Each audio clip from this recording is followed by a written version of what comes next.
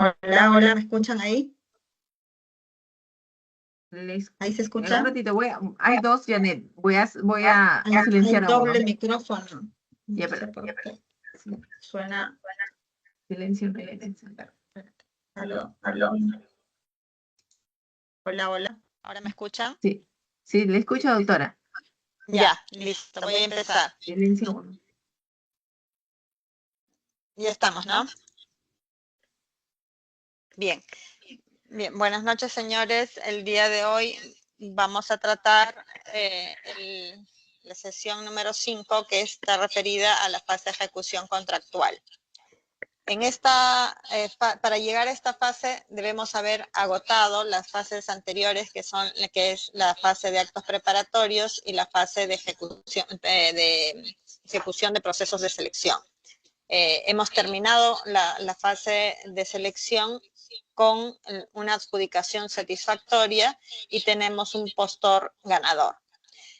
La buena pro de ese postor ha quedado consentida, está firme, y en consecuencia corresponde ingresar a las actividades que van a dar inicio a la siguiente fase. Esas actividades que van a dar inicio a la siguiente fase son las actividades para el perfeccionamiento del contrato. ¿Qué es lo que tenemos allí en esta fase? El contrato. ¿Qué significa hablar del contrato? Significa que estamos hablando del documento que va a contener todas las reglas y condiciones que van a permitir que las partes puedan ejecutar las prestaciones que se han comprometido. Por lado de la entidad ha entregado unas especificaciones técnicas o unos términos de referencia o un expediente técnico donde establece qué es lo que quiere adquirir o contratar. Y por parte del proveedor, el proveedor ha entregado una oferta técnica económica donde el proveedor nos dice qué producto es el que va a entregar en función a las especificaciones técnicas de la entidad o cómo es que va a brindar el servicio que la entidad está queriendo contratar a través de unos términos de referencia o cómo es que el contratista va a ejecutar la obra en función del expediente técnico que le ha sido entregado durante el proceso de selección. Estas condiciones que están establecidas en los documentos de la entidad y en la oferta del proveedor se van a trasladar a un documento denominado texto o formulario contractual, que es el que va a recoger una serie de cláusulas que van a permitir que las partes tengan reglas durante la actividad contractual, reglas sobre plazos, costos, garantías, adelantos, gestión de riesgos, solución de controversias, resolución de contrato, entre otros. Este documento, denominado contrato, está conformado entonces por toda la documentación que la entidad entregó en la fase anterior, que vienen a ser los documentos del procedimiento de selección.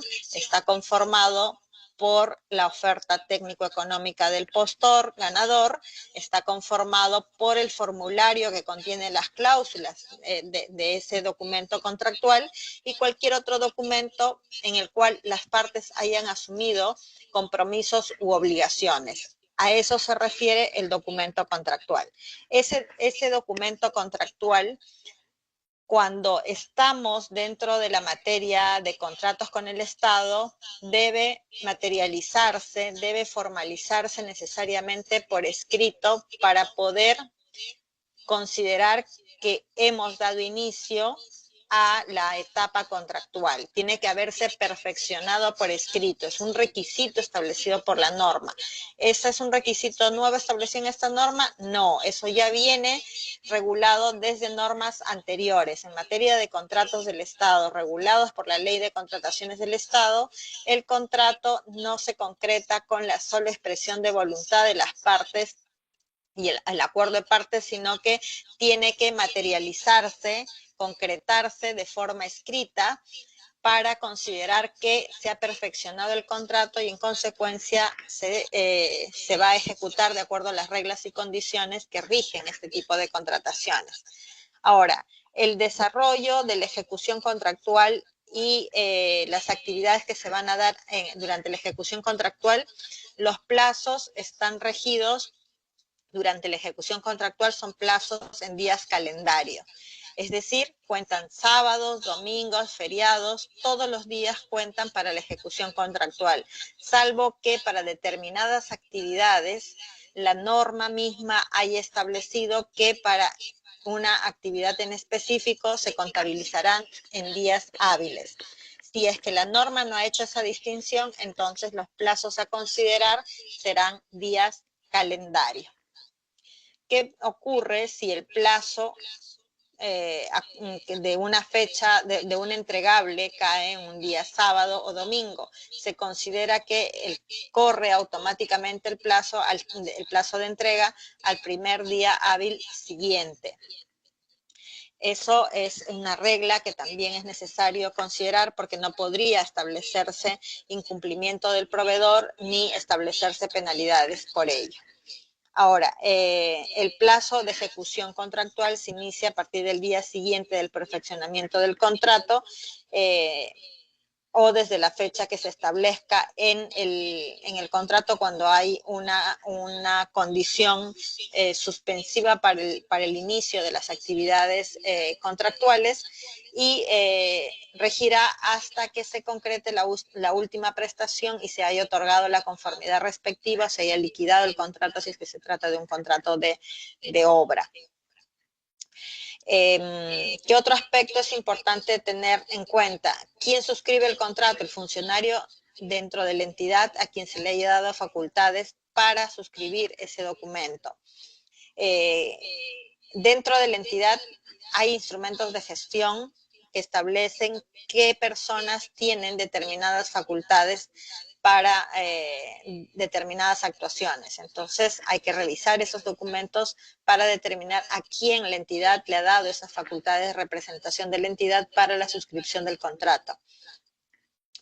¿El contrato una vez suscrito es inamovible? La respuesta es no. El contrato puede sufrir modificaciones, ya sean modificaciones por situaciones ajenas a las partes o modificaciones por situaciones imprevistas que requieren ser atendidas a través de diferentes figuras contractuales que vamos a desarrollar más adelante. Vigencia del contrato. El contrato tendrá vigencia desde el día siguiente de su suscripción o desde la notificación de una orden de compra de servicios, según sea el caso, o desde la fecha en que se cumplan las condiciones previstas para su inicio. Bien. Hemos hecho con esto un breve recuento de lo que constituye el contrato y algunas reglas que rigen el mismo. ¿Estas reglas estaban preestablecidas en normas anteriores? La respuesta es sí. No hay allí ningún cambio. Luego tenemos las disposiciones que establece la normativa actual para el perfeccionamiento del contrato. Entonces tenemos para ello una serie de requisitos. Requisitos que deben ser cumplidos por el adjudicatario y la buena pro para poder concretar el perfeccionamiento o la suscripción del contrato. ¿Cuáles son esos requisitos?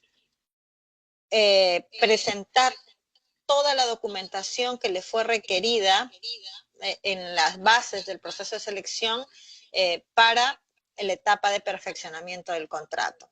Entonces, el proveedor ganador, el postor ganador, una vez que su buena prueba haya quedado consentida, esta buena pro se ha registrado en Pladicop su respectivo consentimiento, entonces empiezan a correr los plazos para que el postor adjudicatario de la buena pro pueda presentar los documentos que constituyen requisitos para el perfeccionamiento del contrato. ¿En qué plazo? En el plazo de 8 días hábiles.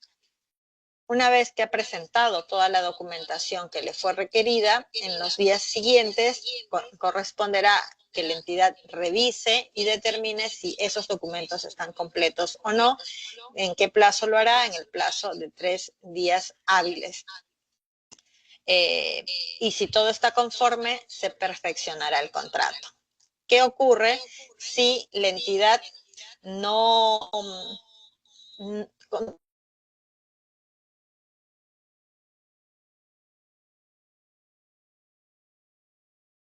encuentra esta documentación presentada, entonces lo que tendremos será que hay observaciones a ello y la entidad tendrá que notificar estas observaciones al adjudicatario de la buena pro, dándole un plazo para subsanación. ¿Cuál es ese plazo de subsanación? 4 días hábiles, dentro de los cuales el postor adjudicatario tendrá que presentar lo que la entidad le haya pedido vía subsanación. Una vez que presenta, la entidad nuevamente revisará esta documentación en el plazo de 3 días hábiles como máximo y asimismo, una vez revisado ello, se perfeccionará el contrato, con lo cual se ha concretado el perfeccionamiento con la suscripción del contrato por parte de la entidad y por parte del contratista, en este caso del adjudicatario y la buena pro, que a partir de la suscripción de contrato en adelante adquiere la condición de contratista. Entonces, esta fase de perfeccionamiento del contrato requiere el cumplimiento de la presentación de documentos que la entidad ha establecido como obligatorios para poder perfeccionarse el contrato. Esta documentación, como habíamos dicho anteriormente, debe ser presentada durante el periodo y los plazos que la norma establece. Toda la información se presenta a través de la plataforma que rige el proceso, o en este caso esta etapa. Bien, el perfeccionamiento del contrato, entonces, pasa por una revisión, primero, por una verificación de conformidad, una determinación de que todo se encuentre conforme y luego viene el perfeccionamiento. Si no está conforme, habrá un periodo de observaciones o subsanación de observaciones. Bien, ¿qué requisitos se requieren para desarrollar una serie de actividades dentro de la ejecución contractual? Por ejemplo, dentro de la ejecución contractual, un aspecto que va a ser determinante son las garantías. Las garantías para diferentes actividades. Tenemos garantías de fiel cumplimiento, tenemos garantías para recibir adelantos. Estas garantías, en las bases del procedimiento de selección se establece cuáles son los requisitos y condiciones que deben cumplirse para que estas garantías sirvan para los fines de un determinado contrato. Entonces, las garantías son un mecanismo a través del cual la entidad protege el interés público que está plasmado en este contrato, ya sea para proteger el cumplimiento del contrato y poder tener algún mecanismo de resarcimiento inmediato a través de la garantía de fiel cumplimiento, o también para garantizar la entrega de dinero adelantado para que el contratista pueda ejecutar determinadas actividades contractuales, como por ejemplo colocar los pedidos, órdenes de compra de los productos o de los insumos que va a necesitar para la ejecución contractual. Cuando se da esta necesidad de entregar adelantos, el proveedor también, dado que es un dinero dado en adelantado sin haber recibido la prestación del servicio o la entrega del bien, entonces la entidad necesita proteger sus intereses a través de garantías. En este caso, garantías por adelantos. Pero también habrán otras actividades que de repente forman parte del contrato, como por ejemplo hay una prestación principal que es la entrega de un bien y hay prestaciones accesorias como es la capacitación en el uso del bien y luego el mantenimiento del bien. Entonces, estas prestaciones de capacitación y mantenimiento no son prestaciones principales. La prestación principal, que es la entrega de un bien, está cubierta por la garantía de fiel cumplimiento. Y las prestaciones accesorias de mantenimiento y capacitación, en el ejemplo que hemos puesto, estarán cubiertas por la garantía de prestaciones accesorias.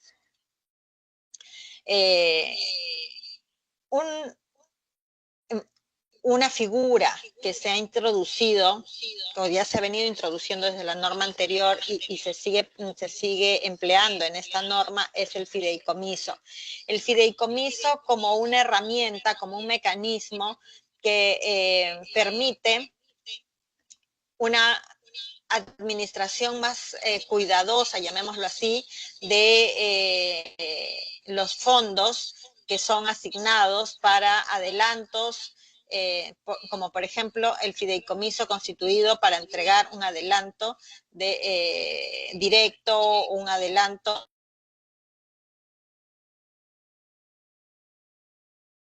El fideicomiso tiene un costo y ese costo obviamente va a encarecer un poco el monto total de ese contrato, pero muchas veces es recomendado o es recomendable utilizar esta figura para garantizar el mejor uso de los recursos única y exclusivamente en los fines de ese contrato. Entonces, se constituye el fideicomiso tanto para adelanto de pago como para el fiel cumplimiento del contrato. También se tiene que estas garantías se presentan en la forma de cartas fianzas financieras, otorgadas como garantía de adelanto de pago, como garantía de fiel cumplimiento de contrato, como garantía de fiel cumplimiento de prestaciones accesorias. También tenemos el contrato de seguro, otorgado como garantía de adelanto de pago, de fiel cumplimiento de contrato y de fiel cumplimiento de las prestaciones accesorias. También tenemos otra modalidad, que es la retención de pago, en el cual, en lugar de pedir una garantía en forma de fianza, póliza de caución, lo que hacemos es retener del pago del contratista un monto determinado como garantía de fiel cumplimiento de contrato y de fiel cumplimiento por prestaciones accesorias. Esta forma que ha encontrado la normativa para asegurar los recursos inmersos dentro del contrato es con la finalidad, uno, de brindar protección a los recursos públicos inmersos en estos contratos y por otro lado también brindar facilidades al contratista para que pueda concretar el cumplimiento de estos requisitos o de estas condiciones de garantías cuando bajo incluso sus propias retenciones de pagos para facilitándole así que pueda obtener o que pueda dar estas garantías sin necesidad de recurrir al sistema financiero. O también cuando se introduce la figura del fideicomiso, lo que se busca es dotarle al contrato o a la ejecución contractual de una herramienta que garantice que los recursos asignados para este contrato se utilicen única y exclusivamente en él, garantizando que el contrato no deje de ejecutarse por una deficiente o mala administración de los recursos asignados al mismo. Otro aspecto que habíamos indicado en relación al contrato era lo referente a la modificaciones contractuales. Habíamos dicho, una vez que se suscribe el contrato no es una camisa de fuerza que no puede modificarse. El contrato sí puede sufrir modificaciones. El escenario ideal es que el contrato inicie de una forma y culmine bajo las mismas reglas y condiciones sin mayor variación, se concrete en el tiempo, en el plazo esperado, en las condiciones esperadas. No obstante ello, pueden darse una serie de situaciones que den lugar a la necesidad de modificaciones contractuales. Y la norma para ello ha previsto ciertos supuestos de modificación del contrato, como cuáles tenemos las prestaciones adicionales. Se puede modificar el contrato producto de que se requiere que el contratista ejecute algo más de lo inicialmente previsto, pero que esté dentro de la misma naturaleza del objeto contractual, que cumpla determinadas condiciones como ser una situación que no estaba prevista originalmente y que es necesaria para poder concluir o concretar la ejecución contractual. Entonces, eso es lo que se denomina o se entiende como prestaciones adicionales. Luego tenemos otra figura que es la modificación del contrato, ya no porque le damos más al contratista, sino la modificación del contrato porque ya no necesitamos todo lo que queríamos ejecutar, sino necesitamos un poco menos, es decir, se reducen las prestaciones. Cuando podemos reducir las prestaciones a cargo del contratista, la respuesta es sí. Podemos modificar el contrato reduciendo las prestaciones. Por ejemplo, iba a comprar, a través de ese contrato, iba a adquirir 1000 sillas. Por alguna razón extraordinaria, ya no requiero las 1000 sillas, sino solamente 950. Entonces, esas 50 sillas que me están sobrando en el requerimiento inicial y que forman parte de ese contrato, ya no las necesito, ya no las requiero. Puedo pedirle al proveedor que se modifique el contrato y ya no me entregue 1000 sillas, sino me entreguen solo 950, sí, eso se denomina reducción de prestaciones, pero habrán determinadas condiciones a cumplir. Esas condiciones las vamos a desarrollar dentro de un rato. Otra figura que nos permite modificar el contrato son las ampliaciones de plazo.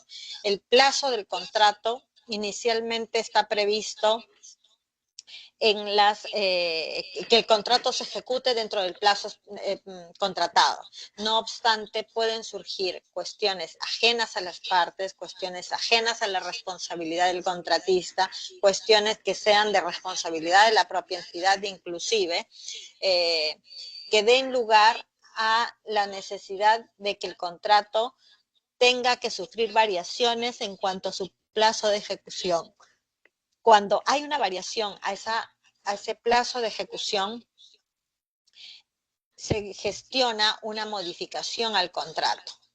Y esa variación del plazo puede tener impacto incluso en los costos, en los gastos generales del contrato, o puede no tenerlos. Eso va a ser un análisis que habrá que realizar atendiendo a cuál es la causal generadora de la ampliación de plazo. Se puede modificar también el contrato por un hecho sobreviniente a la suscripción del contrato que no es responsabilidad de ninguna de las partes. Para ello, habrá que ver que se cumplan las condiciones que establece el reglamento de la norma de contratación pública para considerar que estamos ante una modificación de contrato por hecho sobreviniente. Asimismo, podrán haber otras situaciones contempladas en el reglamento o en los contratos estandarizados.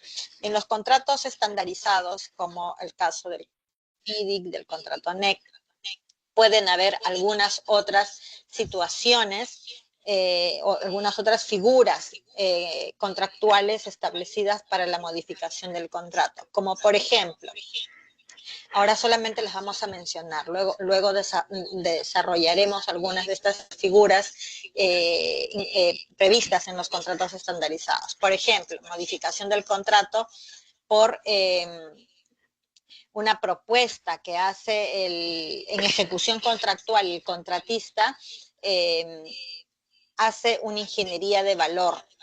¿Qué significa la ingeniería de valor? El contratista está ejecutando el contrato y advierte que dentro de sus actividades puede optimizar alguna haciendo una variación a lo originalmente previsto sin afectar el resultado final del contrato. Es decir, si estoy construyendo un puente, voy a terminar de construir un puente, pero de repente hay algún proceso constructivo que puedo mejorar, cambiar alguna forma de ejecución, utilizar algún otro tipo de maquinaria, etcétera, que me ayude que ese proyecto se concrete en menor tiempo y con menor costo, por ejemplo. Eso podría considerarse como una ingeniería de valor.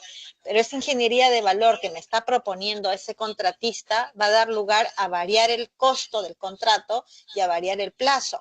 En este caso, esa ingeniería de valor tiene que modificar, tiene que proponer un cambio, pero un cambio que beneficie al proyecto. Entonces, si esa ingeniería de valor es aceptada por el quien hace las veces de supervisor de ese contrato, que en contratos estandarizados se denomina ingeniero, entonces estaríamos hablando de una modificación contractual en la cual se varía el plazo, se varían determinadas condiciones técnicas y eso también tiene un impacto en el costo.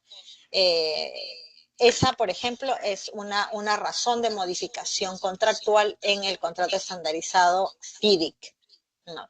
Y asimismo, los contratos estandarizados también prevén una cláusula de cambios para que se notifiquen cambios que puedan ser necesarios implementar a razón de determinadas circunstancias que se presenten dentro de la ejecución contractual, por razón, por ejemplo, de un evento excepcional.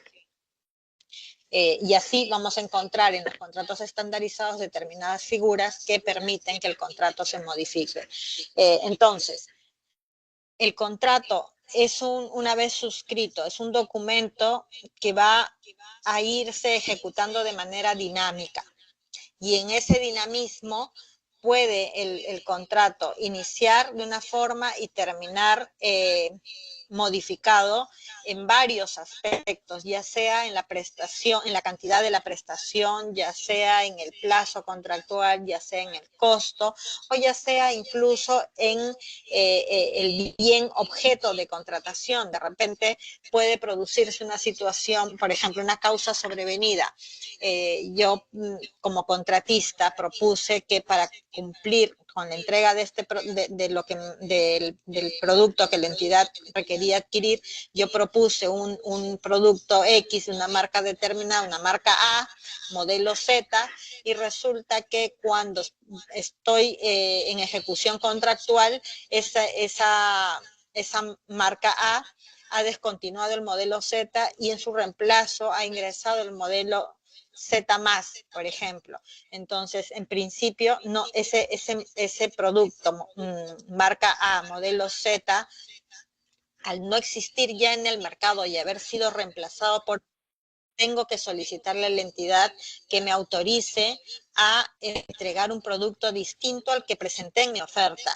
Eso constituye una modificación contractual. Por supuesto que es una modificación contractual porque estoy modificando el producto que originalmente presenté en mi propuesta, pero no puedo modificarlo de manera unilateral, sino tengo que comunicarle a la entidad tiene que analizar que ese nuevo producto cumpla con las condiciones establecidas en sus especificaciones técnicas, que satisfaga su necesidad, tiene que aprobar, y si ello es aprobado, entonces habrá una modificación contractual en relación al bien objeto de esa contratación. Entregaré ya no el producto marca A modelo Z, sino el producto marca A modelo Z+, a razón de una variación de las condiciones del mercado, por ejemplo.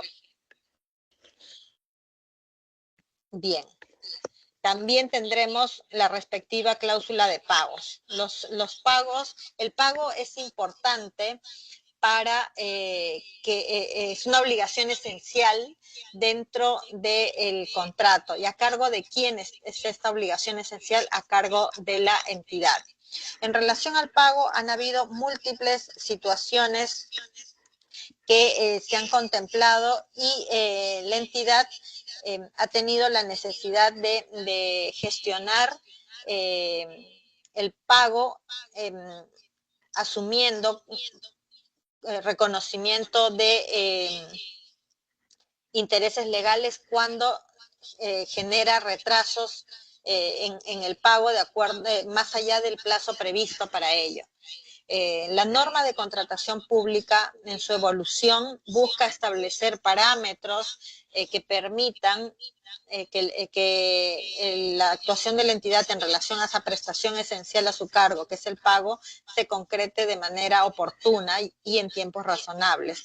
Para ello se establece que luego de otorgada la conformidad, entre los 10 días hábiles siguientes, se deberá proceder a pagar. Si es que hay conformidad, no hay razón para no pagar. para demorar el pago. Entonces, una vez dada la conformidad, se debe gestionar el pago dentro de los 10 días hábiles siguientes y concretar ello. Eventualmente, si hay alguna situación debidamente justificado por el cual la entidad está imposibilitada de concretar el pago dentro de esos 10 días hábiles, podrá tener una ampliación de ello, una prórroga de plazo para concretar ese pago. Esa prórroga será de 5 días hábiles siguientes. ¿Qué pasa si la entidad no cumple con pagar o hay un retraso irrazonable en relación al pago? Entonces, esta norma establece que esto constituirá una falta grave, el incumplimiento del pago en los plazos establecidos por la ley o en la negación al pago porque simplemente no quiero reconocer el pago, o por demora en el pago generado de manera injustificada la demora. Y se constituirá esa falta grave en una falta muy grave cuando el contratista haya iniciado acciones legales en contra de la entidad para reclamar el pago. Entonces, esto es un acierto importante de la entidad de la normativa de contratación pública nueva, en el sentido que ya no solo reconoce a favor del contratista cuando hay una demora en el pago, ya no solo le reconoce el pago de intereses legales, que son muy pocos, y no resarcen el tiempo de demora que el contratista tiene que sufrir para recibir el dinero por un producto que ya entregó a conformidad. Entonces, hoy en día la norma contempla no solamente el reconocimiento de interés legal por la demora en el pago, sino establece plazos perentorios para poder pagar, y si transcurridos esos plazos con su prórroga correspondiente, a pesar de eso, no hay cumplimiento en el pago, hay negación en pagar o sigue persistiendo la demora, ello constituirá una falta grave que será de responsabilidad del funcionario o funcionarios que tengan competencia en la gestión del pago. Y si la entidad sigue con esa actuación de no pagar y el contratista inicia alguna acción legal de cobro, esto se constituirá ya no en una falta grave, sino en una falta muy grave para el funcionario servidor público que esté desarrollando esta gestión de pago. Otra figura importante a considerar en relación a la ejecución contractual es la resolución del contrato. Así como el contrato inicia y las partes deciden concretar el perfeccionamiento del mismo, ejecutar el mismo cumpliendo los requisitos y condiciones establecidos, puede haber situaciones que no permitan que el contrato culmine satisfactoriamente o se ejecute satisfactoriamente. Estas situaciones pueden darse o generarse u ocasionarse por múltiples razones. Una de ellas puede ser totalmente ajena a las partes, como es el caso fortuito o fuerza mayor. Cuando por una causa ajena a las partes se produce una situación fortuita, una situación de fuerza mayor que no permita que las partes puedan continuar con la ejecución contractual, entonces estamos ante una causal resolutoria. El contrato no puede ejecutarse si hay una causa que impide su ejecución. También el contrato no podrá continuar con su ejecución cuando hay un incumplimiento de obligaciones contractuales por alguna de las partes contratantes, por causa atribuible a la parte que incumple. Es decir, aquí ya no se trata de una causa ajena a las partes, sino se trata de una situación ocasionada por el incumplimiento de obligaciones contractuales de alguna de las partes. Es decir, el contratista es incumplido y es responsable de ese incumplimiento, o la entidad es la incumplida y es la responsable de ese incumplimiento.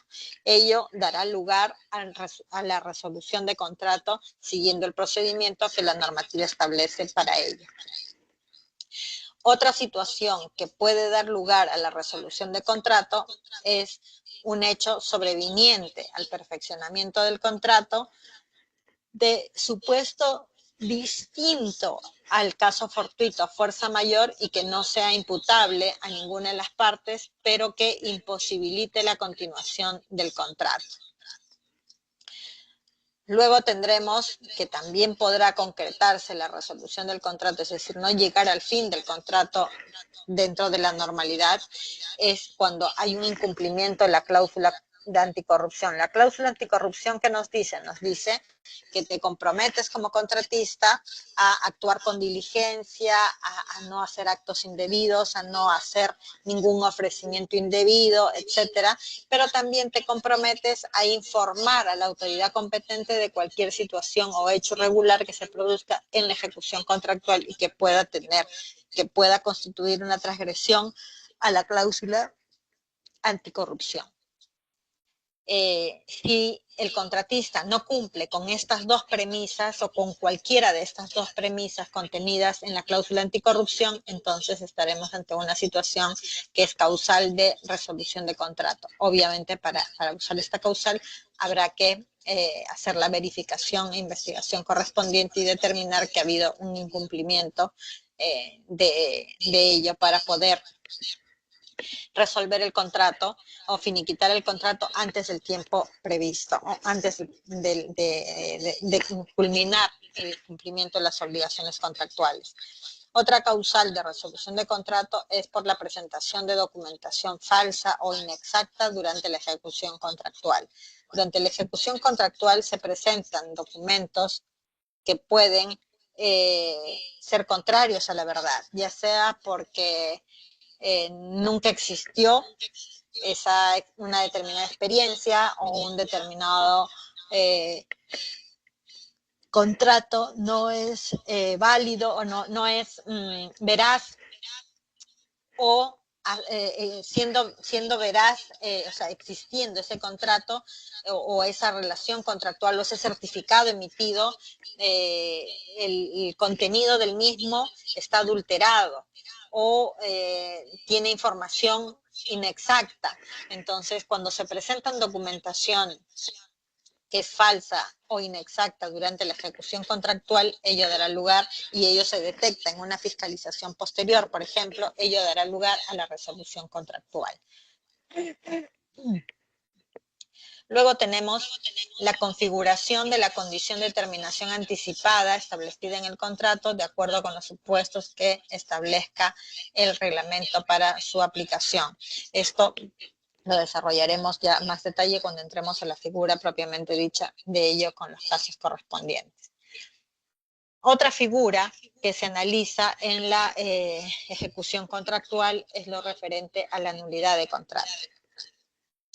¿Qué implica la nulidad de contrato? La nulidad de contrato, a ver, en el caso anterior, en el caso de la resolución de contrato, el contrato nació bien, las partes tenían facultades para suscribir contrato, el contratista presentó los requisitos para el perfeccionamiento y todos estos son válidos, y se inicia, y la entidad verificó todo ello y firmaron contrato, ambos.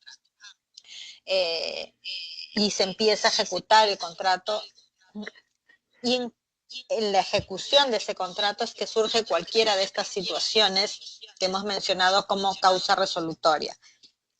Entonces, ¿qué es lo que ocurre? El contrato nació bien y en el curso de la ejecución contractual es que sufre alguna situación que no permite su continuación y por lo tanto ello da lugar a resolver el contrato, es decir, dejarlo a medias.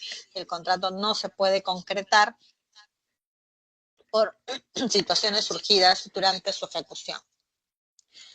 La nulidad de contrato, ¿en qué se diferencia de la resolución de contrato? La nulidad de contrato se produce cuando la relación contractual se ha producido con un vicio que no permite que el contrato haya nacido bien. Es decir, no estamos hablando de un contrato nacido bajo todos los parámetros y condiciones válidos, sino que el contrato nació, el contrato se suscribió y aparentemente se habían dado todas las condiciones de validez para que el contrato pudiera existir válidamente y pudiera ejecutarse. Lo que ocurre es que esta era una situación de apariencia, porque en realidad no se había concretado esta situación de validez y porque había existido en este perfeccionamiento del contrato, habían situaciones graves que, de haberse conocido, no hubieran dado lugar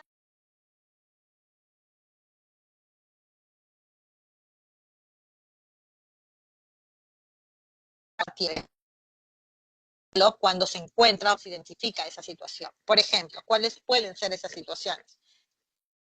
Por haberse suscrito el contrato con un proveedor que estaba impedido para contratar con el Estado. ¿Cómo se determina que un proveedor está o no está impedido para contratar con el Estado? El proveedor presenta en el curso del proceso de selección, presenta una declaración o presenta documentación o información que indica que él no está, no tiene ninguna imposibilidad de participar en ese proceso de selección.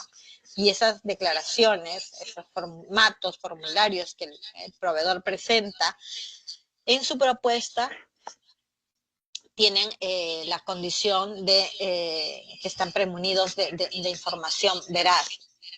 ¿Qué es lo que ocurre cuando se identifica que una de esas informaciones no era veraz y está referida al proveedor impedido?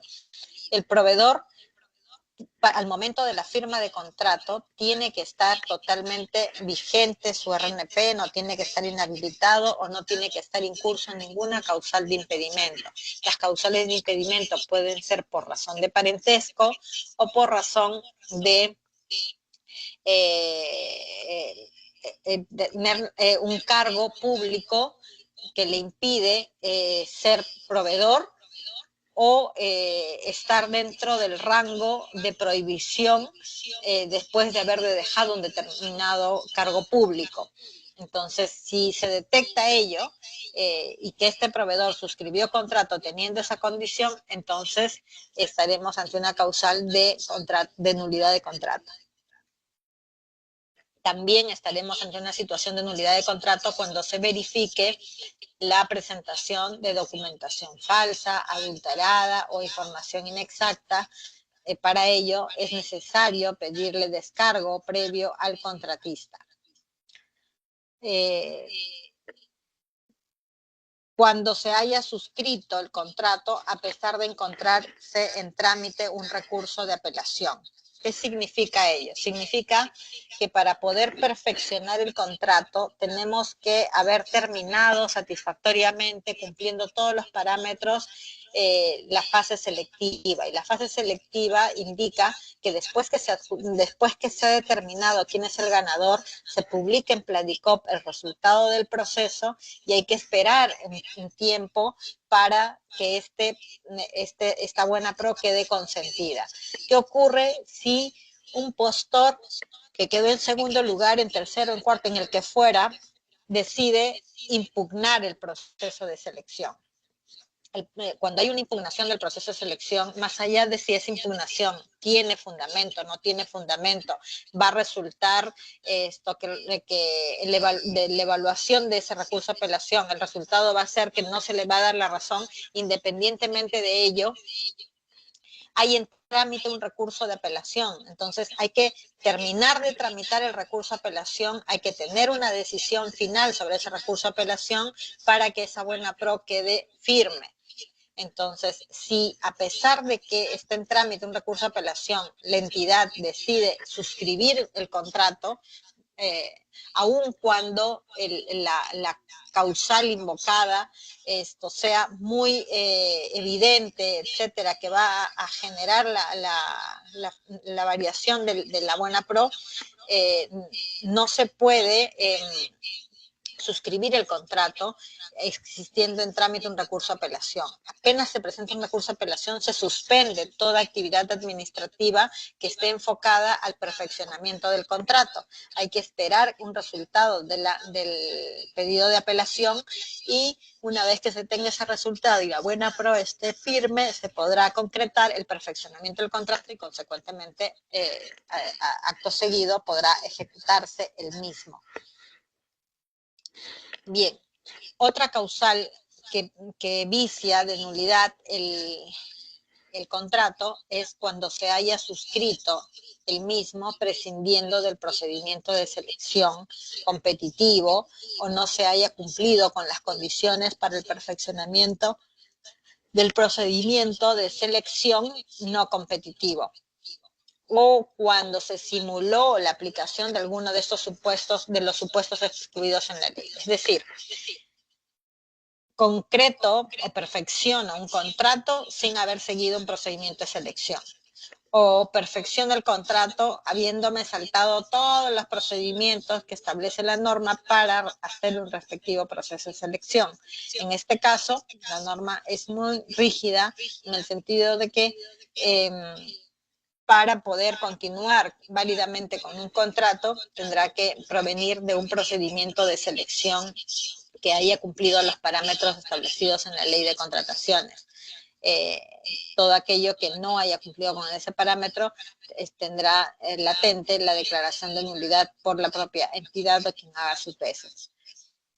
Bien, otra causal de nulidad de contrato es cuando por sentencia consentida o ejecutoriada se evidencie que durante el procedimiento de selección o para el perfeccionamiento del contrato se haya pagado, recibido, ofrecido, intentado pagar o recibir u ofrecer en el futuro algún pago, beneficio, indebido, dádiva o comisión. ¿Qué cosa significa esto? Significa la vulneración de un principio básico que es el no estar inmerso en ninguna situación de corrupción. Es una causal de nulidad del contrato cuando se detecta la existencia de alguna de estas situaciones, ya sea una sentencia consentida o ejecutoriada, o se evidencie que en el perfeccionamiento del contrato se ha pagado o se ha intentado pagar para beneficiarse con el resultado del proceso y así poder concretar la firma de contrato. Entonces, cuando se ha incurrido en alguna situación de corrupción, en actos indebidos, el contrato que nace producto de ello es un contrato viciado de nulidad.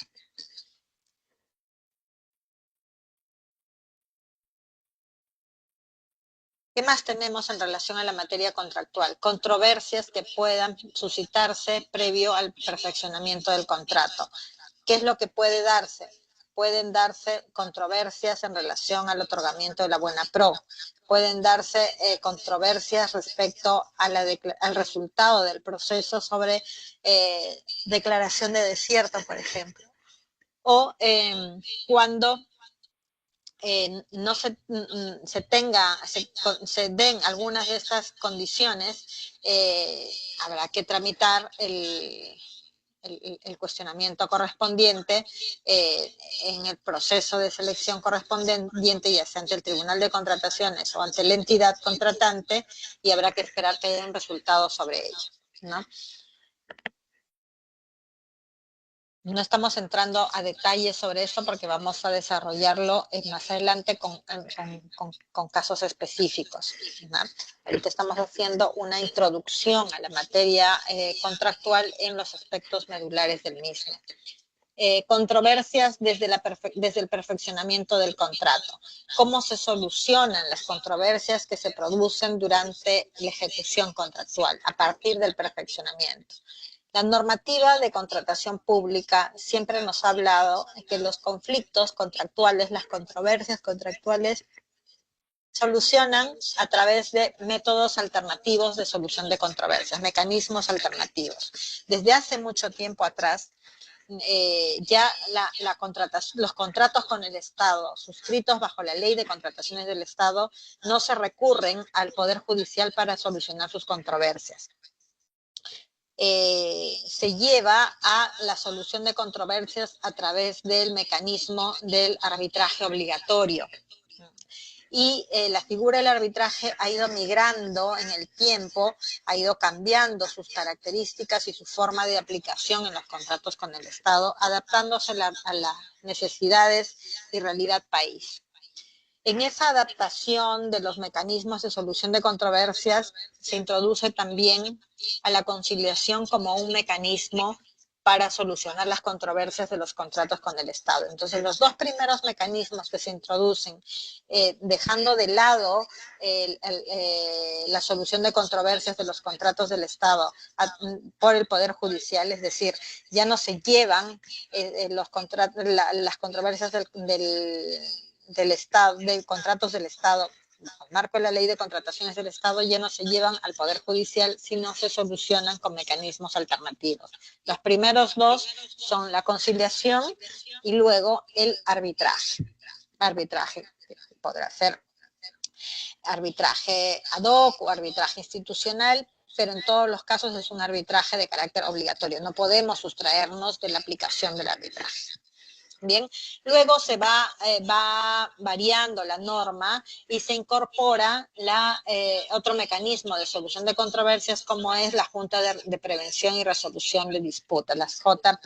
Primero eran las JRD, Juntas de Resolución de Disputas, y luego esta migra a una función adicional que es la función preventiva y cambia su denominación por el de Junta de Prevención y Resolución de Disputas. Entonces, va evolucionando la norma y tenemos a la conciliación, el arbitraje y la Junta en la JPRD o Junta de Prevención y Resolución de Disputas. Asimismo, la normativa establece que podrán aplicarse también otros mecanismos previstos en los contratos estandarizados de ingeniería y construcción. Entonces, ahí entramos un poquito a hablar otra vez de los contratos estandarizados. ¿Qué mecanismos de solución de controversia tienen estos contratos estandarizados? Estos contratos estandarizados tienen un mecanismo de solución de controversias escalonado. ¿En qué consiste este mecanismo escalonado? Cuando surgen controversias en un contrato de obra, por ejemplo, lo primero que se busca es que las partes lleguen a un acuerdo amistoso, es decir, que solucionen su discrepancia, su punto de vista diferenciado a través de poniéndose de acuerdo. En caso que no prospere esta búsqueda de solución amistosa, las partes recurrirán a la decisión de un agente que no es ni el contratista ni la entidad, sino un agente que participa en la actividad contractual, pero participa desde en el ámbito de la supervisión, ya se denomina ingeniero. Este ingeniero puede ser, normalmente es una persona jurídica, este ingeniero es quien va a tomar la decisión respecto de esa controversia que se está presentando entre las partes contractuales. Estamos hablando del ejemplo de un contrato de obra. Entonces, es el ingeniero quien va a tomar la decisión. Y la decisión del ingeniero, esto dará la razón a uno o a otro.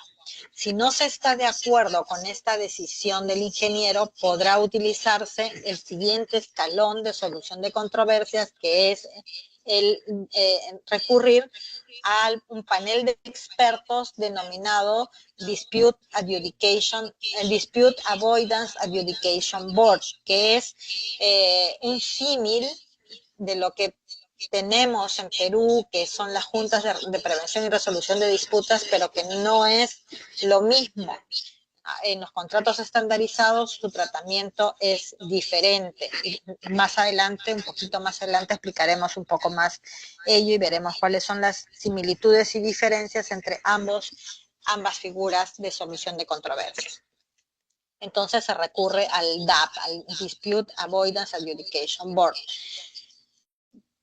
Si este DAB da una decisión sobre la controversia existente y no se está de acuerdo con ello, se podrá recurrir al siguiente escalón, que será el arbitraje. Y ese arbitraje en los contratos estandarizados es un arbitraje internacional, que se recurre a las reglas de la Cámara de Comercio Internacional, a la CCI.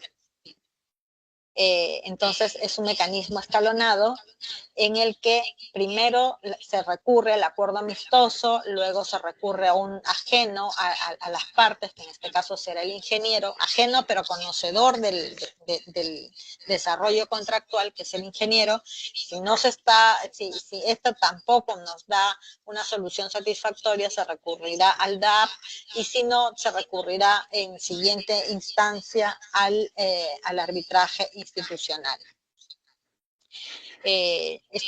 También hay contratos estandarizados dependiendo de la versión de contrato que utilicemos, porque hay versiones de contratos del año 2006, del año 2009, del año 2017, del año 2019, y en cada una de estas versiones también han ido variando los mecanismos de solución de controversias. Tenemos así que hay modelos contractuales estandarizados que utilizan la mediación como mecanismo de solución de controversias. Como ustedes verán, en la contratación pública peruana, nosotros no utilizamos la mediación. Las figuras que utilizamos son la conciliación, el arbitraje, el PRD, pero la mediación no es un mecanismo que empleemos hoy día. ¿Qué tipo de arbitrajes tenemos hoy en día en nuestra norma de contratación actual? Tenemos el arbitraje ad hoc, el arbitraje institucional, tenemos también introducido el arbitraje de emergencia, pero todo ello dentro de la figura del arbitraje. Entonces, estos son los mecanismos de solución de controversias que venimos empleando, ya sea dentro de la materia de los contratos del Estado propiamente dichos, como de los contratos del Estado que se formulan bajo modelos estandarizados de ingeniería y construcción, que tienen sus propios mecanismos de solución de controversias, y que la recomendación es no variar esos mecanismos, sino mantener los mecanismos del modelo estandarizado. Me olvidaba de hablar de la conciliación. La conciliación es también una herramienta y un mecanismo de solución de controversias de los contratos con el Estado. Es un mecanismo previo a la utilización del arbitraje, por ejemplo. Se busca que las partes recurran a la conciliación, y en la conciliación ningún tercero soluciona la controversia por ellos, sino son ellos mismos, son las partes, quienes, asistidos por un conciliador en un centro de conciliación, buscan encontrar un punto medio que les permita, dentro de su controversia, que les permita ceder posiciones y buscar un arreglo, en el mejor sentido de la palabra, un arreglo que permita salvar ya la controversia existente y continuar con la ejecución contractual sin mayor inconveniente. Después de haber agotado la conciliación, si no hay acuerdo en la conciliación, se recurrirá al arbitraje en los contratos de bienes, servicios. Y en el caso de los contratos de obra, se exige que se emplee el mecanismo de Junta de Prevención y Resolución de Disputas de manera obligatoria como mecanismo de solución de controversias. Pero también en esta diapositiva no se hace mención, pero también hay otro mecanismo de solución de controversias que no está mencionado aquí, pero que la norma, al haber introducido a los contratos menores dentro de la ley de contrataciones del Estado, permite que estos también estén visualizados dentro de esta figura de los mecanismos de solución de controversias.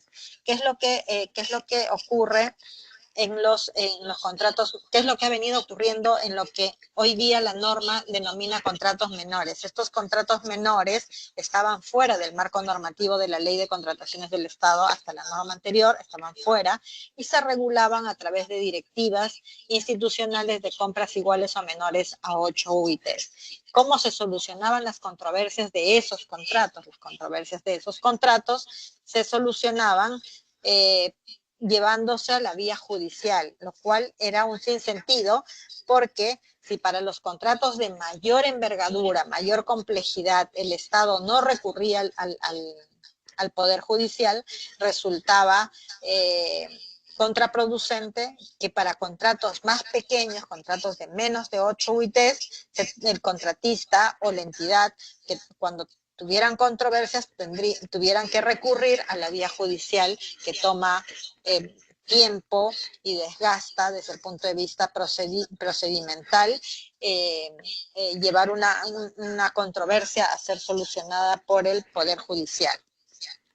Hoy en día, al introducirse dentro de la normativa de contratación pública, esto se fortalece en la utilización de los mecanismos que la norma prevé. Bien, otro aspecto a considerar es en la materia de contratación pública y en la materia de ejecución contractual es la figura de las infracciones y las sanciones. Estas también han tenido una variación importante a lo largo del tiempo. Se han ido incrementando en causales de generadoras de infracción y también ha ido variando la forma como se sanciona el incurrir en alguna infracción tipificada en la normativa. Inicialmente teníamos las sanciones de inhabilitación, ya sean temporales o definitivas, y luego se incorpora ya en la norma 3225 anterior, se incorpora el mecanismo de sanción pecuniaria. Las primeras eran sanciones que retiraban al postor o a la empresa, la retiraban de manera temporal o de manera definitiva de su participación en las contrataciones con el Estado. Luego se incorpora la sanción pecuniaria, que es la multa, como un mecanismo adicional para sancionar infracciones, pero no cualquier infracción, sino aquellas que tipificaran como no graves.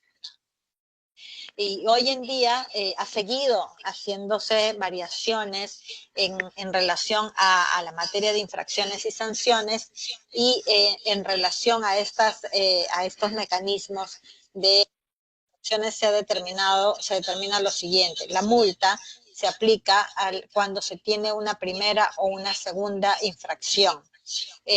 Ya sea por desistimiento de participación en procedimientos de selección, por no perfeccionar el contrato, por subcontratar sin autorización o por subcontratar en un porcentaje mayor al permitido, por negarse injustificadamente a cumplir las obligaciones derivadas de un contrato con posterioridad al pago, es decir,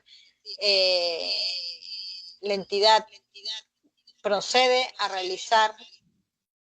formalizar el contrato.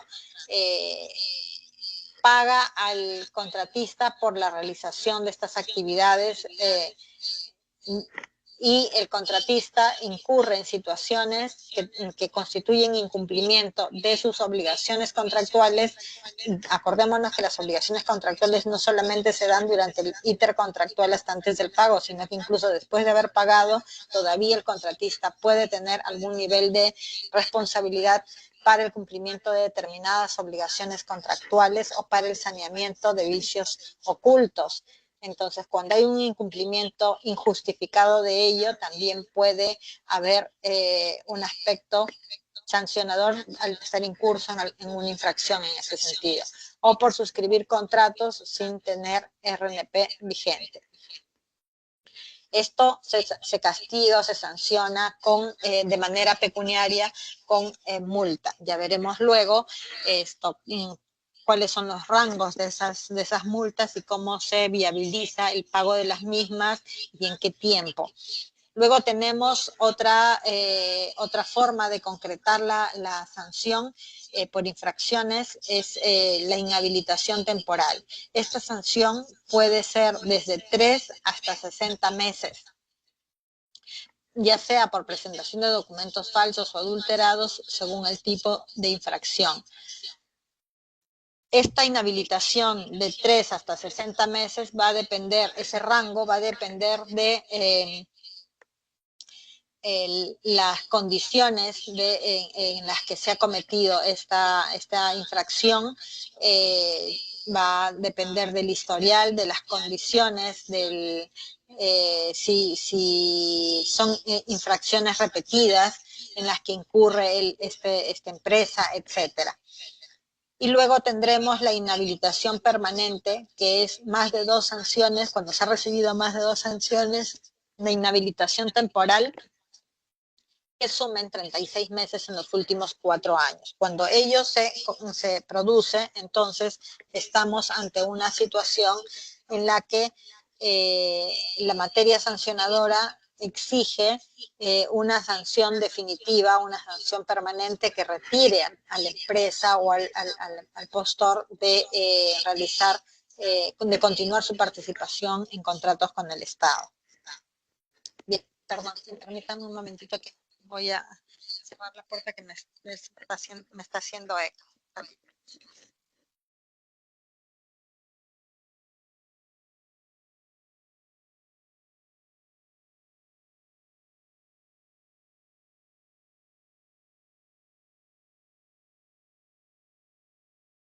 Bien, ya estamos aquí nuevamente. Entonces, decíamos, haciendo una recapitulación de lo que habíamos estado tratando, las infracciones y sanciones. La normativa de contratación pública establece que el proveedor que participa en los contratos con el Estado puede estar incurso en alguna infracción, ya sea por no haber cumplido con alguna obligación contractual o por haber no haber cumplido con alguna determinada regla que pone la normativa de contratación pública para una participación idónea. Esas infracciones están tipificadas y tienen que estar tipificadas en la normativa y descrita la conducta que es materia de infracción para establecer la respectiva sanción. Y las sanciones son de 3 tipos: multa, inhabilitación temporal o inhabilitación permanente, dependiendo de cuál es el incumplimiento, cuál es la infracción cometida. Bien, entonces hasta aquí hemos hecho un recorrido general por los diferentes aspectos que comprende la materia contractual, desde el perfeccionamiento del contrato hasta las situaciones que pueden afectar a la ejecución contractual. Bien, ahora vamos a empezar a desarrollar aspectos más vinculados a la materia contractual, como por ejemplo el desarrollo de las actividades contractuales. Bien, entonces vamos a centrarnos aquí. Una vez que se ha suscrito el contrato, se ha perfeccionado, el proveedor ha cumplido con todos los requisitos dentro del plazo correspondiente, la entidad procede a desarrollar la ejecución contractual de la mano con el contratista que ha suscrito el contrato. Para ello, es necesario que el contrato empiece a desarrollarse. Entonces, se suscribe el contrato y el contrato empieza a tener vigencia a partir del día siguiente de su suscripción. Va a desarrollar el contratista las obligaciones contractuales de acuerdo a lo previsto en los documentos que dieron lugar a su contratación. y si surge alguna situación durante esa ejecución que le impida desarrollar su actividad, tendrá que diligentemente informar a la entidad para que le apruebe o le autorice la modificación de algún plazo, de alguna condición, etcétera, que está impidiendo el normal discurrir del contrato.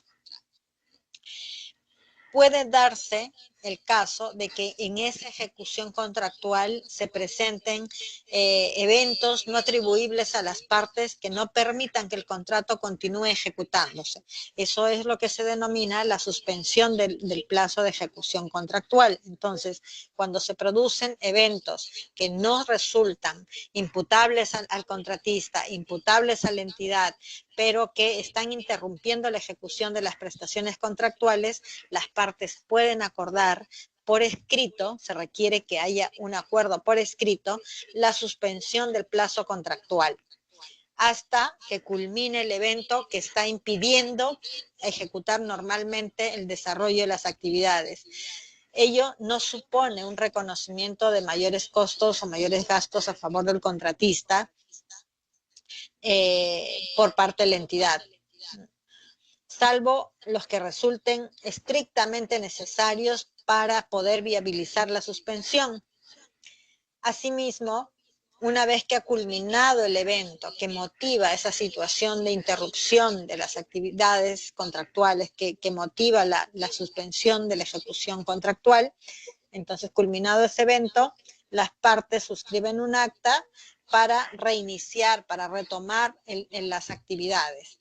En caso no exista acuerdo respecto a ese reinicio, la entidad contratante determinará cuál va a ser la fecha de reinicio de actividades. ¿Bien?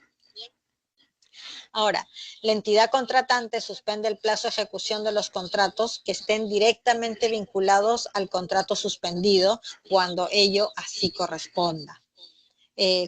Por ejemplo, tenemos un contrato de obra. El contrato de obra tiene un contrato vinculado que es el contrato de supervisión. ¿Qué pasa si las partes pactan que el contrato de obra se suspenda por 20 días? Entonces habrá que también suspender la ejecución del contrato de supervisión, que es un contrato vinculado al contrato de obra. Entonces, durante la suspensión del plazo de ejecución no se realizan actividades del alcance del contrato. Sin embargo, las partes pueden realizar trámites propios de la gestión del contrato, como aquellos que están destinados a aprobar adicionales, aprobar pagos de valorizaciones que se venían tramitando o modificaciones contractuales, en tanto ello sea factible de ser gestionado durante este periodo. Ahora, previa autorización de la entidad correspondiente dentro de la organización de la entidad, se puede acordar la suspensión de la ejecución cuando el evento que motiva esa suspensión sea una causa imputable a la entidad contratante sin perjuicio de iniciarse el deslinde de responsabilidades. Si es que la entidad es la que está motivando esa causa que genera la necesidad de suspensión, se puede acordar la suspensión, pero habrá que hacer el deslinde de responsabilidades de quién de la entidad o quiénes de la entidad motivaron esa situación. Ahora, otra figura que hay en el contrato es, en principio, los contratos se ejecutan por quien se adjudicó el contrato y a quien la entidad seleccionó para ello. No obstante, hay actividades que son actividades no esenciales que ese contratista que ha firmado ese contrato puede legítimamente encargar a otro que realice esa actividad, alguna actividad del desarrollo contractual. A eso la norma lo denomina subcontratación, es decir, por ejemplo, voy a ejecutar una obra y necesito subcontratar el traslado del material. Subcontrato camiones con choferes para que hagan el traslado de los desmontes que salgan producto de la construcción y lo lleven a un determinado botadero. Se puede entonces, y eso es factible. Lo que no se puede es ceder la posición contractual, que es otra figura que ya lo conversaremos dentro de un momento. Entonces, ¿se puede subcontratar? Sí se puede subcontratar. Sin embargo, hay un tope para esa subcontratación. La norma de contratación pública permite la subcontratación hasta un tope del 40% como máximo. Del monto del contrato vigente, ya sea de un contrato de bienes, de un contrato de servicios o de un contrato de obras.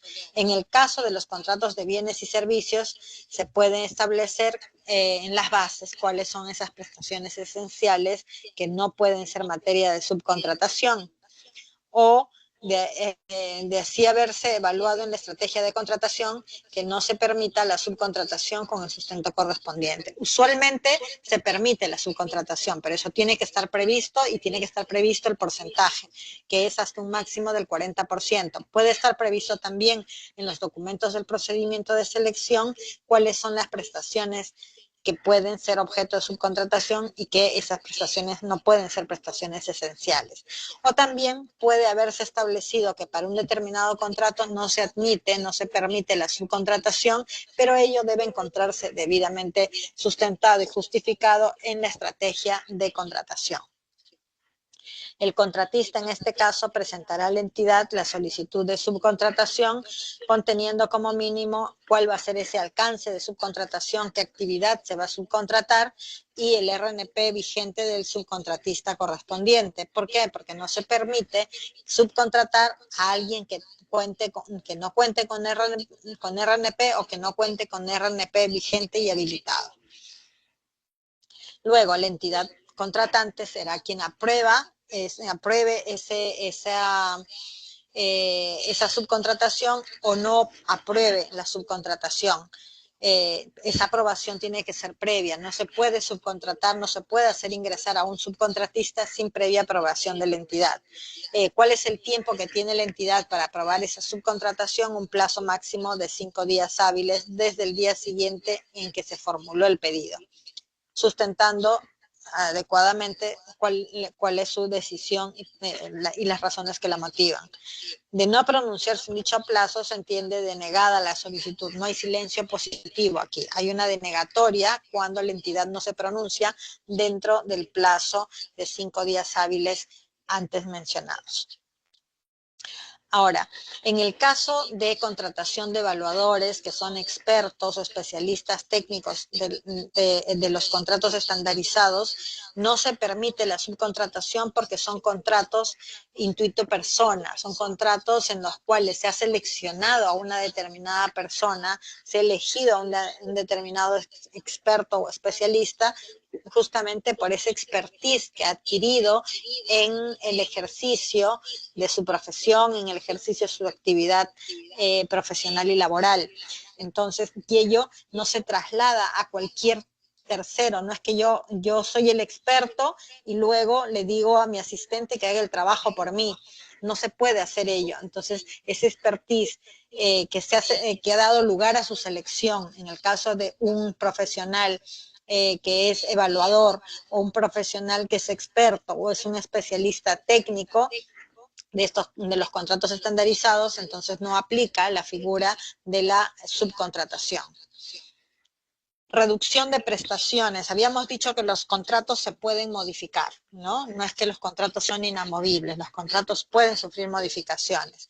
Una de esas razones de modificación es la reducción de prestaciones. ¿En qué consiste la reducción de prestaciones? Consiste, como su nombre lo indica, en que se decide que ya no se requiere el 100% de lo que se había contratado, sino se requiere menos. Pero esa reducción, esa disminución de prestaciones no puede ser total, es decir, no es que yo como entidad hago un proceso de selección, adjudico, firmo contrato, y luego le digo, mira, voy a reducir el 100% de las prestaciones. Es decir, ya no hay nada que hacer, ya no hay nada que ejecutar. Entonces, ello no se permite. Por lo tanto, la norma ha optado por poner un límite a esa reducción de prestaciones, que es un límite del 25%. Ese límite no ha variado. Esta norma, en comparación con la norma anterior y las normas anteriores, no ha sufrido variaciones. Entonces, la autoridad de gestión administrativa competente dentro de la entidad a quien se le haya asignado la posibilidad de firmar contratos, modificarlos, es quien podrá y tendrá competencias de emitir una resolución a través de la cual ordene la reducción de prestaciones hasta por un 25% del monto del contrato original, lo cual implica una disminución en el monto del contrato siempre que el área usuaria sustente lo siguiente: sustente la falta de ejecución de dichas prestaciones, que esta disminución no va a afectar la finalidad del contrato, no va a impedir alcanzar la finalidad del contrato. También tendrá que sustentarse que la prestación o prestaciones que vamos a reducir no hayan sido ejecutadas y deben ser debidamente cuantificables y divisibles. No, si no hay forma de cuantificarlas, no hay forma de separarlas, entonces no puedo aplicar reducción allí. Que su aprobación, que la aprobación de la subcontratación se dé previo a su ejecución, es decir, se apruebe antes de dar la conformidad final o la suscripción del acta de recepción de la obra cuando así corresponda. Se cuente con opinión favorable del supervisor en el caso de obras y consultorías de obras en caso que así corresponda. Bien, luego tenemos que en la misma resolución se determina si la reducción de prestaciones implica la reducción del plazo de ejecución contractual. Es decir, ¿cómo impacta esa reducción de prestaciones? ¿Impacta solamente en la cantidad de producto o en la cantidad de servicio a entregar, o impacta también en el costo del mismo y en el plazo del mismo? ¿Cómo impacta? En la misma resolución se debe determinar entonces cómo es que la reducción de prestaciones implica una reducción del plazo de ejecución contractual. Ahora, no será necesario suscribir una adenda, bastando la publicación de la reducción a través de la Pladicop de la resolución que lo aprueba. Aquí tenemos un elemento interesante. Las normas anteriores no hacían mención a la forma como se concreta estas reducciones. Mejor dicho, sí hacían mención a que había que contar con la autorización de la entidad, y esta autorización se da a través de acto resolutivo, en el caso de adicionales, en el caso de deductivos, en el caso de reducciones también se da con acto resolutivo, pero no hacía ninguna otra precisión. Entonces, la disyuntiva venía con la norma o las normas anteriores en sí. Para estas situaciones tenía que además redactar una adenda al contrato que reflejara esa variación de la prestación, ya sea hacia arriba por adicionales o hacia abajo por deducciones o reducciones. La norma no hacía esa aclaración, pero al hacer las consultas a la Dirección Técnico-Normativa de lo que antes se denominaba OCE, hacía la aclaración que no necesariamente se requería suscribir una adenda correspondiente. Ello hoy día se recoge en la norma. La norma hoy día establece que en esa misma resolución se determina, estamos hablando en este caso de reducción de prestaciones, se determina si la reducción de prestaciones implica una reducción en el plazo, y no es necesario suscribir una adenda, bastando solo con la publicación de la resolución de reducción a través del Pladicop, con lo cual queda despejada la duda de que cuando aplicamos reducciones tengamos que contar adicionalmente con la adenda correspondiente.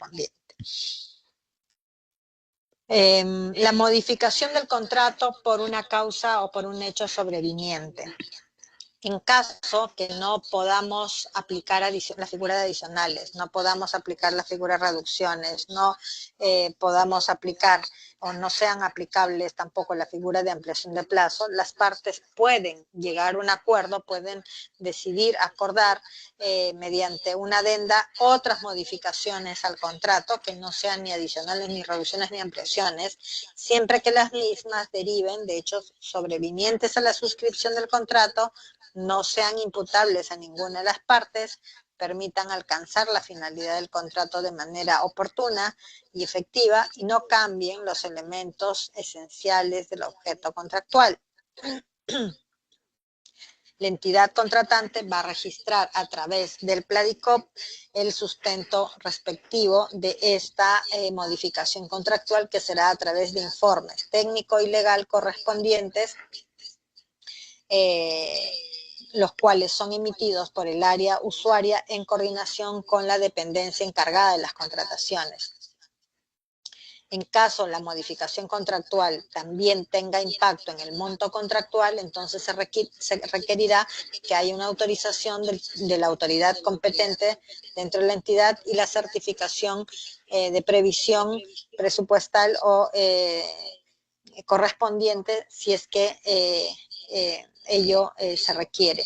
En el caso de contratos que están supervisados por terceros, corresponde contar con la opinión favorable de ese tercero, en este caso podría ser un supervisor, quien evaluará el impacto de esa variación en el cronograma de ejecución de las prestaciones contractuales.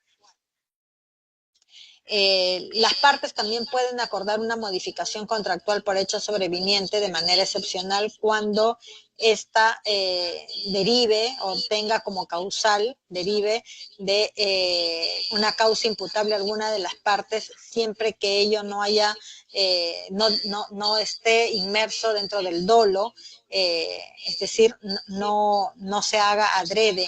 En este caso corresponde que la parte responsable asuma los costos que deriven de la modificación del contrato.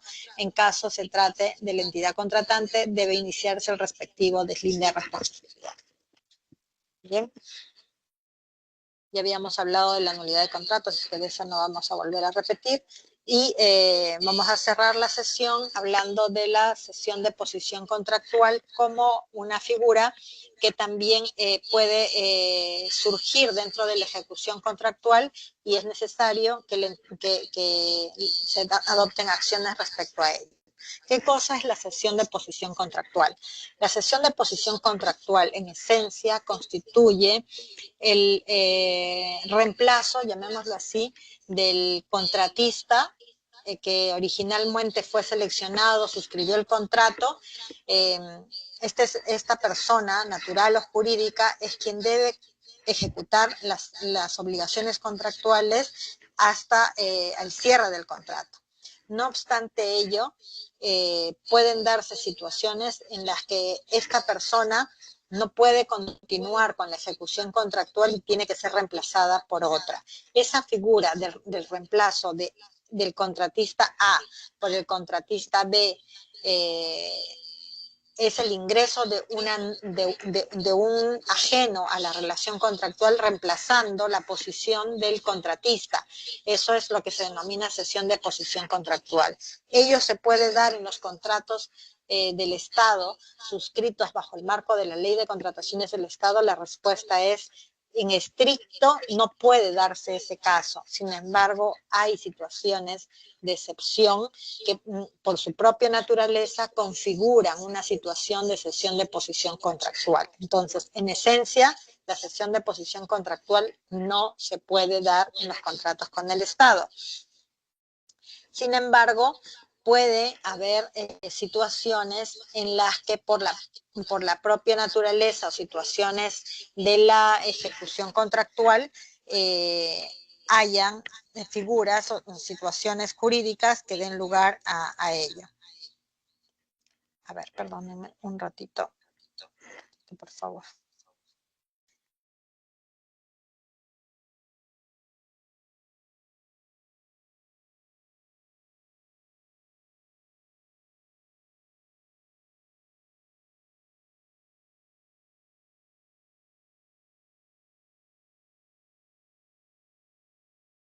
Ya.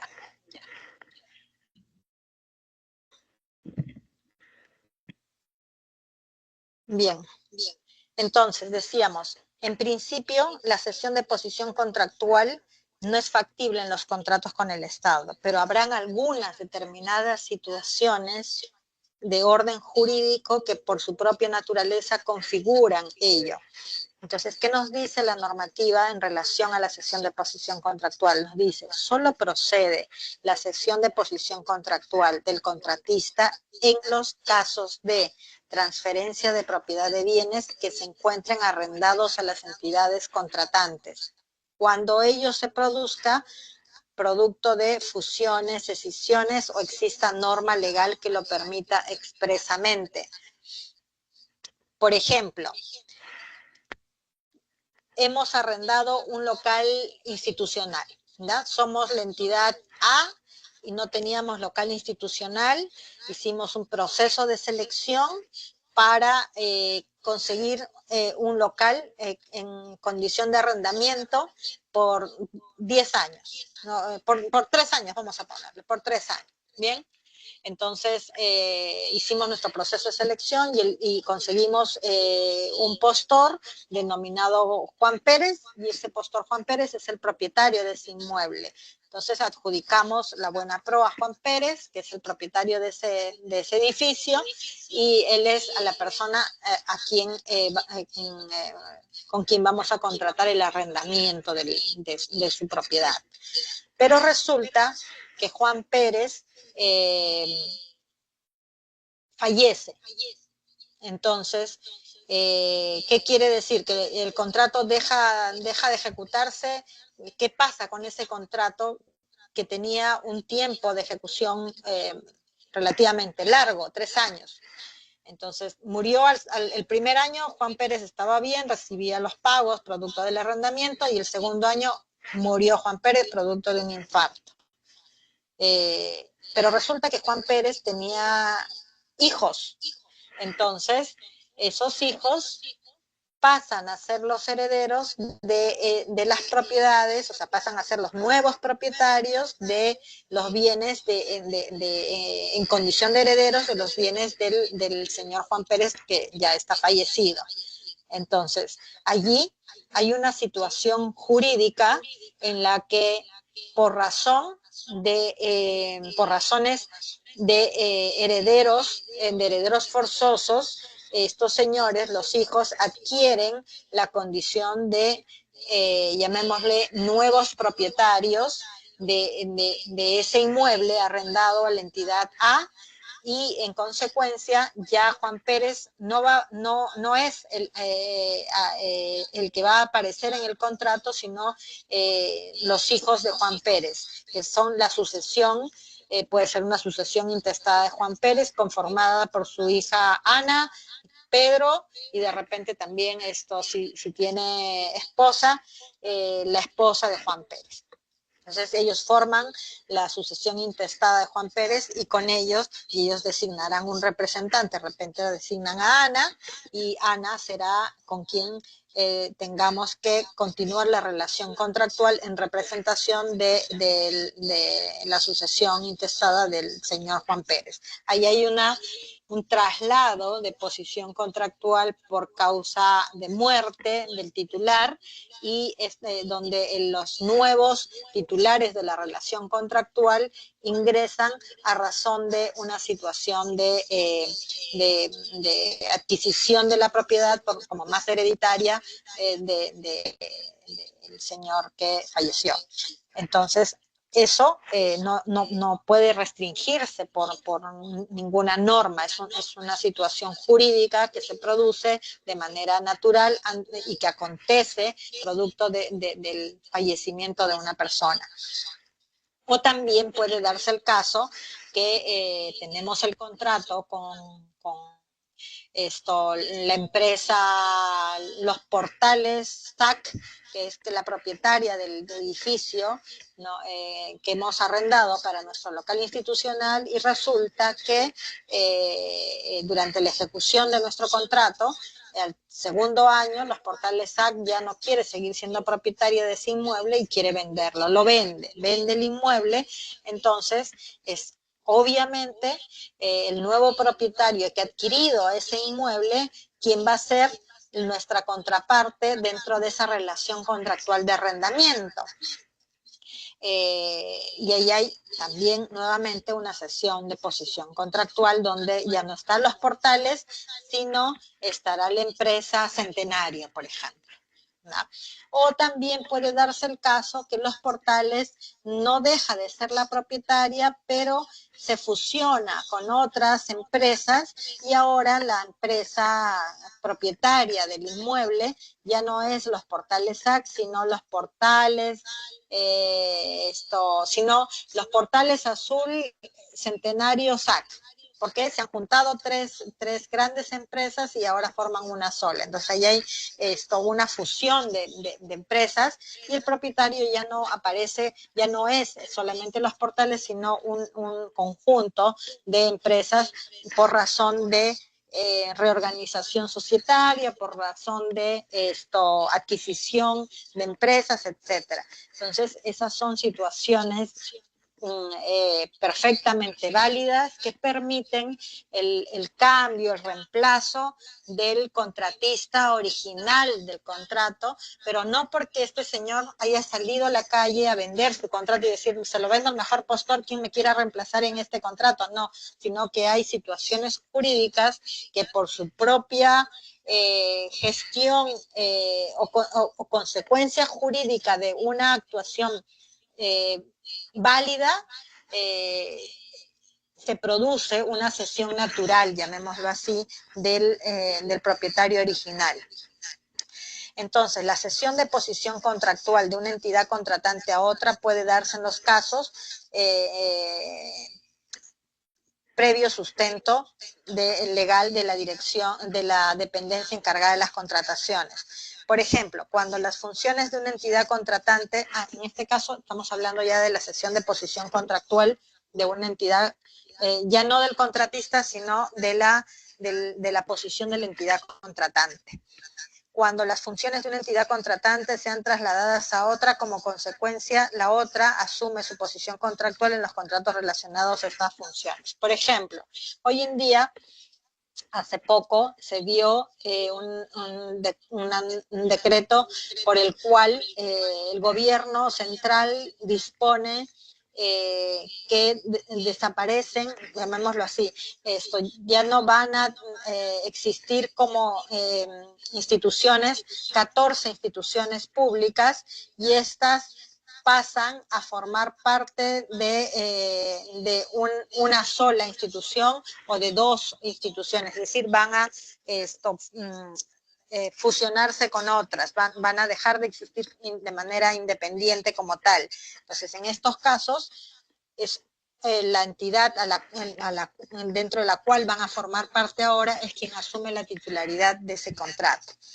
También podrá darse cuando la entidad contratante se extinga, fusione, se escinda o sea absorbida por otra, o cuando desaparezca la necesidad de la entidad contratante y la entidad cesionaria acredite dicha necesidad programada en su cuadro multianual de necesidades, siempre que ello se sustente que la cesión resulta económica y técnicamente viable y es más ventajoso para el Estado de acuerdo a los principios de eficiencia y eficacia. Entonces, puede haber cesión de posición contractual del contratista por las causales y los casos que hemos mencionado anteriormente, o puede haber cesión de posición contractual de la entidad en los casos que hemos mencionado hace un momento, pero para ello tiene que haber un informe sustentatorio de la dependencia encargada de las contrataciones que así lo justifique. Bien, entonces hasta aquí hemos recorrido algunos aspectos medulares y algunos aspectos transversales aplicables a todos los contratos que se suscriben en el marco de la Ley de Contrataciones del Estado. En la siguiente sesión vamos a seguir analizando los aspectos vinculados a la materia contractual y vamos a irnos adentrando en las diferentes figuras aplicables a ello. Bien. Entonces, ¿qué vamos a ver en la siguiente sesión? Vamos a desarrollar un poco más lo referente a garantías contractuales, a aspectos relacionados al pago, a la retención del pago y al contrato de seguro, la figura del fideicomiso, la ejecución de garantías, la aplicación de penalidades. Vamos a hablar un poco más a detalle ya de la figura de la resolución de contrato, las causales que lo motivan, cuál es el procedimiento para resolver un contrato, cuáles son los efectos que producen una resolución contractual. Vamos a hablar de el documento que se genera producto de la ejecución de un contrato y que acredita el haberlo realizado, que es la constancia de prestación. Y luego seguiremos adentrándonos ya en casos concretos de ejecución contractual y la forma en que se solucionan las diferentes materias controvertidas para entrar a la utilización de los mecanismos de resolución de controversias aplicables a estos contratos. Bien, entonces les agradezco su asistencia, su participación y nos estamos viendo en la sesión siguiente para continuar con la materia contractual. Muchas gracias.